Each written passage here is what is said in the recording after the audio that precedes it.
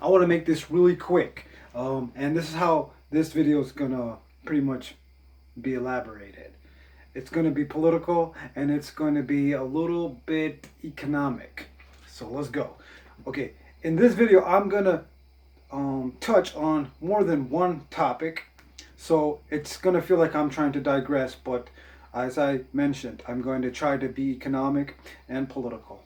First, the US economy, I believe that Trump's only purposes for enhancing it is possibly, or I believe, hopefully for one percenters, wealthy, rich, elite, and the upper class. These are the people who are going to benefit the most with his economic, policies.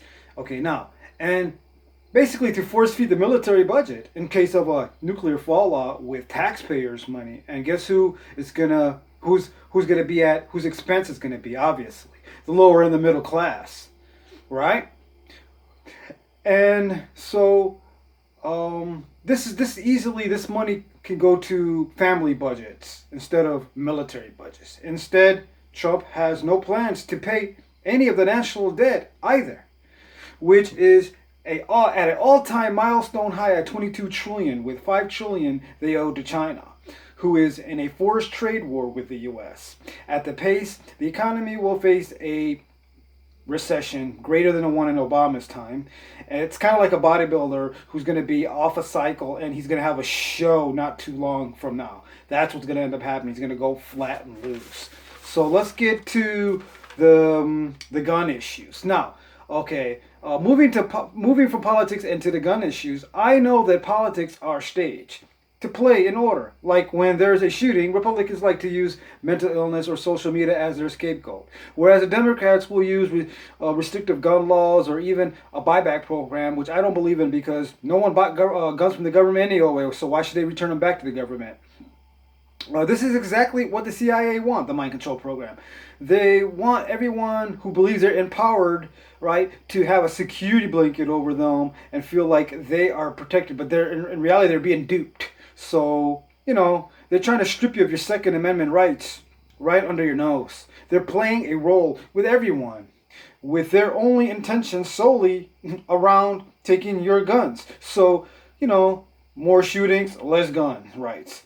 Till one day, no guns will be permitted to anyone except the law enforcement and the military. And that's exactly what they're trying to do with their brainwashing programs, making people do shootings, and that's how it works. This is stage politics. Mind control cause shootings. The shootings cause Democrats to restrict the law, and the Republicans want to play their role as people who are pro-gun. That's how it works, to make them look good so they can get another run in elections. Okay, basically, when they do strip everyone of their gun rights, if they do, everyone's going to be like lambs ready to be slaughtered at the mercy of the government. That's not what this country was built on. It was built on a free society. And let me give you a good example of how people can actually,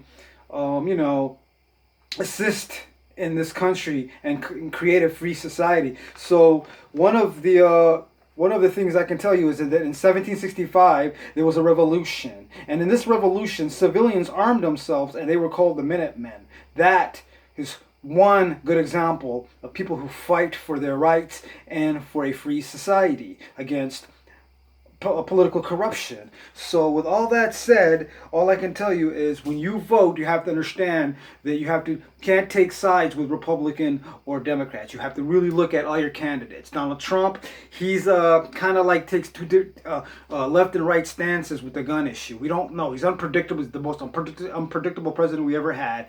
And then you got people like the Booker guy.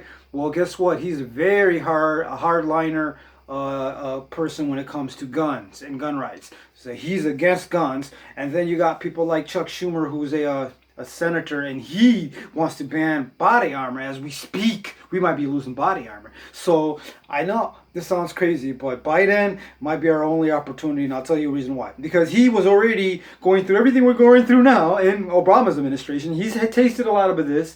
He didn't make too many moves on the gun rights, and I believe he's a little bit of a taste of the old. And if that would be my last choice I had to take as someone who's into guns and doesn't want someone who's racist, who's playing a role alongside everyone else who's playing a role in the government, I would go with Biden. But this is my short video.